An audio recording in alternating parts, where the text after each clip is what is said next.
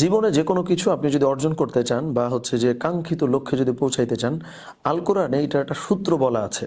সূত্রটা হইল, আল কোরআনে আল্লাহ সুবহানাহু ওয়া তাআলা বলেছেন যে ওয়ামিনাল লাইলি ফাতাহাজ্জাদ বিহি নাফিলাতাল লাক আসা আইয়াবআসাকা রব্বুকা মাকামাম মাহমুদা। সো আমি লাস্ট থেকে শুরু করি যে আয়াতের সর্বশেষাংশে আল্লাহ সুবহানাহু ওয়া তাআলা বলেছেন যে রাসূলুল্লাহ সাল্লাল্লাহু আলাইহি ওয়াসাল্লামকে বলা হয়েছে যে আপনি যদি রেগুলার তাহাজ্জুদ আদায় করেন, এটা আপনার জন্য নাফিলাত আল্লাক, এটা অপশন বা এটা হচ্ছে ঐচ্ছিক ইবাদত। কিন্তু যদি এটা আপনি করেন, আশা আইয়াবআসাকা রব্বুকা মাকামাম মাহমুদা, যদি আপনি রেগুলার তাহাজ্জুদ আদায় করেন, তাহলে আশা করা যায় আপনার রব আপনাকে আপনার যে কাঙ্ক্ষিত জায়গা, আপনার যে প্রশংসিত স্থান, মানে এখানে আল্লাহ সুবহানাহু ওয়া তাআলা প্রশংসিত স্থানের কথা বলেছে।